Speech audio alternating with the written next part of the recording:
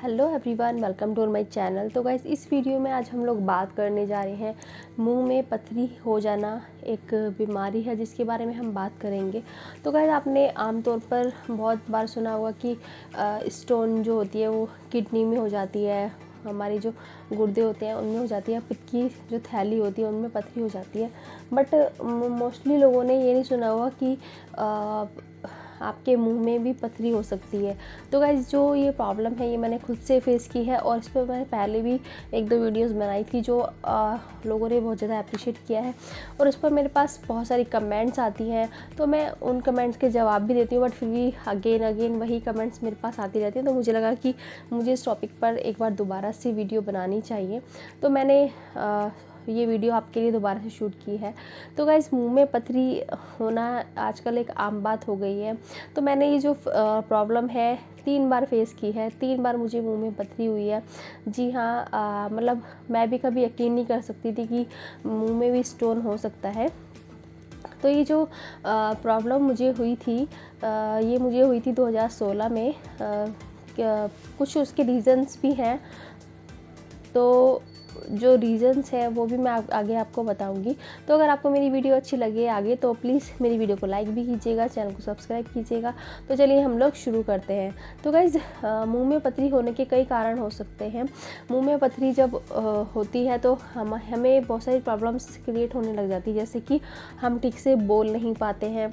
हमारा जो ये तालू होता है जीभ के नीचे वाला, इसमें दर्द होता है। मतलब मेरे साथ तो यहाँ पर दर्द हुआ था। कई लोग के सुनने में आता है कि गले में हो जाता है या ऊपर की तरफ हो जाता है दर्द, तो वो दर्द होने लग जाता है। खाने में दिक्कत होती है, पीने में दिक्कत होती है, मुंह में अजीब सी लार निकलती है और मतलब सब कुछ अजीब सा लगता है, कुछ काम करने का मन नहीं करता, क्योंकि ये जो पेन होता है वो बहुत ही ज़्यादा पेनफुल होता है। तो ऐसी दिक्कतें मुझे बहुत ज़्यादा आ रही थी। तो जैसे कि ऐसे करके हम जब कुछ चीज़ निकलते हैं या कुछ ऐसे सटकते हैं तो उसमें भी मुझे बहुत दिक्कत होती थी। यहाँ दिमाग में भी दर्द होता था, सर में भी दर्द होता था और यहाँ पूरे जबड़े में ऐसे पेन सा रहता था, मतलब दोनों तरफ की, और हल्का सा कान में भी पेन। तो मैं सोच रही थी कि मुझे क्या प्रॉब्लम हो गई है। तो ये बात है 2016 की, जब मेरी शादी नहीं हुई थी, नई नई शादी हुई थी। तो क्या होता है शादी के बाद, मतलब मेनली जो गर्ल्स का लाइफस्टाइल है वो बिल्कुल चेंज हो जाता है। वो अपने घर पे एकदम फ्री रहती हैं, बट ससुराल में जाके उनको थोड़ी बाउंडेशन हो जाती है। तो थोड़ा ऐसा मेरे साथ भी हुआ।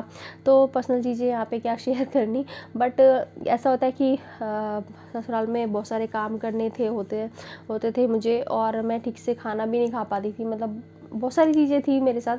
तो खाना बस फटाफट खाया। पहले क्या था कि आराम से बैठ के खाना खाया करती थी। तो मैंने जैसे इसके बारे में बहुत कुछ सर्च करना शुरू किया। तो जब मुझे पता चला कि मेरे मुंह में पथरी है, तो मैंने इसके बारे में सर्च करना बहुत शुरू किया। तो मैंने पढ़ा कि पानी जो लोग कम पीते हैं, बट मैं पानी बहुत पीती हूँ। स्टार्टिंग से ही मैं बहुत ज़्यादा पानी पीती हूँ, तो वो दिक्कत मेरे साथ नहीं थी। उसमें लिखा था कि जो लोग खाना चबा चबा कर नहीं खाते हैं, तो ये मेरे साथ हुआ आफ्टर मैरिज की। मैं खाना ऐसी बस फटाफट खा लिया और खाने पे ज़्यादा ध्यान नहीं देना, बस जो मिल रहा है वो ऐसे खा लिया। उसको चबा चबा के नहीं खाती थी, मतलब एकदम शांति से बैठ के जो होता है ना, वो नहीं खाना मेरे को। तो ये प्रॉब्लम शायद मैंने गलती की, जो मुझे आगे जाके भुगतनी पड़ी। तो 2016 में मुझे, आई थिंक मेरी शादी के जनवरी के बाद मुझे ये प्रॉब्लम मार्च अप्रैल में हो गई थी। तो मतलब मेरा एक एक्सपीरियंस है कि आप अगर खाना चबा चबा कर नहीं खाते हैं तो आपको स्टोन होने की पूरी संभावना रहती है, या आपको स्टोन हो गई है अगर आपको प्रॉब्लम्स हो रही हैं तो गाइस, खाना चबा चबा कर खाइए, पानी ज़्यादा मात्रा में पीजिए। तो क्या हुआ, 2016 में जब मुझे ये प्रॉब्लम हुई तो मैंने किसी गवर्नमेंट हॉस्पिटल में दिखाया। उस टाइम मैं अपने घर पर थी, मम्मी के घर पे। तो उन्होंने बोला कि आपको कोई प्रॉब्लम है जो इसका ऑपरेशन करना पड़ेगा, अपने हस्बैंड को बुलाइए। अब मैं थोड़ा डर गई कि यार ऐसी क्या प्रॉब्लम है जो ये लोग मुझे नहीं बता रहे हैं, तो थोड़ा सा मतलब डर लग जाता है। तो मैंने अपने हस्बैंड को बताया। वो बोले कि तुम वहाँ से आ जाओ और मैं तुम्हें दूसरे डॉक्टर को दिखाता हूँ। तो वो वहाँ पर नहीं गए और उन्होंने मुझे, एक डॉक्टर अनिल कुमार मोंगा है, वैसे वो करोल बाग में बैठते हैं, करोल बाग में राम मनोहर लोहिया हॉस्पिटल में उनका एक अपना क्लिनिक है। वो वहाँ पे मुझे ले गए। उन्होंने जब मेरा एक मुंह में चेक किया तो एकदम उन्होंने देख के बोला कि आपको तो स्टोन है मुंह में। बट हम दोनों शॉक्ड कि अरे मुंह में भी स्टोन हो सकती है। तो उन्होंने बोला हाँ हो सकती है। तो वहाँ पर मैंने उनसे पूछा कि ऐसा क्यों हुआ, इसका रीज़न क्या है, ये किस वजह से हुई। तो बोले कि देखो जो होना होता है वो होके रहता है, और ऐसा इसका कोई स्पेसिफिक रीज़न नहीं है कि जो मैं आपको बता सकूँ। तो ये तो जो मतलब हो ही जाती है। तो मैंने कहा ठीक है। अब उन्होंने अपना जो उनका जो काम करने वाले होते हैं उनसे वो उन्होंने 2 नीडल मेरे माउथ में इस तरीके से लगाई थी, और थोड़ा सा प्रेस करा था, हल्का हल्का पेन हो रहा था, जैसे चींटी काटती है। एंड उसके बाद वो स्टोन निकली। तो उन्होंने मेरे हस्बैंड को दिखाई थी, मैंने नहीं देखी। कोई बात नहीं, वो स्टोन उन्होंने कोई दवाई वगैरह मुझे नहीं दी थी, और आराम से वो स्टोन निकल गई एंड मैं खुश हो गई। चलो हम लोग घर पे आ गए। फिर ये प्रॉब्लम मुझे 1.5-2 साल बाद दोबारा से हुई। तो अब हमें पता था कि मेरे मुँह में स्टोन हो गई है। तो अब की बार मैंने, क्योंकि जो डॉक्टर मोंग का क्लिनिक है वो मेरे घर से ससुराल से बहुत दूर पड़ता है, तो हमने जो मेरे घर के पास में एक हॉस्पिटल था वहाँ पर हम गए। हमने जो ईएनटी डॉक्टर होते हैं, अच्छा हॉस्पिटल था प्राइवेट, तो वहाँ पे उनको दिखाया। तो उन्होंने भी बोला कि ये स्टोन है और इसको हम दवाई देते हैं, अगर इससे निकल जाएगी तो ठीक है, अदरवाइज़ ऑपरेशन करना पड़ेगा, ठीक है। बट मैंने 4 दिन वो उन्होंने मुझे 1-2 टैबलेट दी थी और एक माउथ वॉश दिया था, एक जेल दिया था लगाने के लिए उस स्टोन पे, और इसी जगह पे मुझे स्टोन होती थी बार बार, ठीक है। तो मैंने वो लगाया, चौथे ही दिन मेरी स्टोन अपने आप निकल गई। तब मैंने फर्स्ट टाइम अपनी स्टोन को देखा था कि जैसे काली मसूर की दाल होती है ना, काली मसूर, सेम उसकी तरह एक टुकड़ा था मिट्टी का। जब मैंने उसको यूँ किया तो वो सारा फूट गया और बिल्कुल मिट्टी मिट्टी दिख रही थी। मतलब बिलीव नहीं हो रहा था कि यार मुंह में भी पथरी हो सकती है।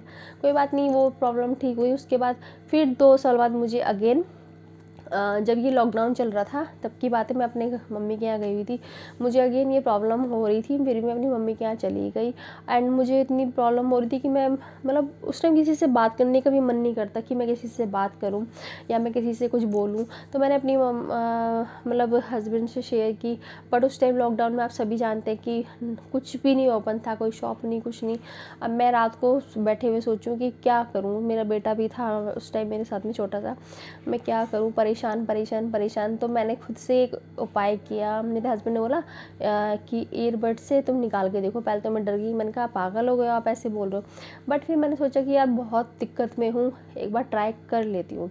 तो मेरी मम्मी भी मुझे डांट रही थी कि ऐसे मत कर, कुछ और दिक्कत ना हो जाए, वैसे ही लॉकडाउन चल रहा है, कहाँ कहाँ पे जाएंगे लेके, प्रॉब्लम हो गई तो।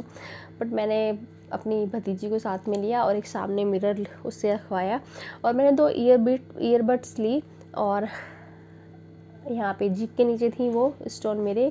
तो मैंने ईयरबड से शीशे में देख के प्रेस करना शुरू किया इस तरीके से, ठीक है। प्रेस करती की तो मुझे एक बार को लगा कि शायद नहीं निकल पाएगी। मैंने कोशिश की, नहीं निकल पाई। बट मैं थोड़ी देर थक के बैठ जाती थी।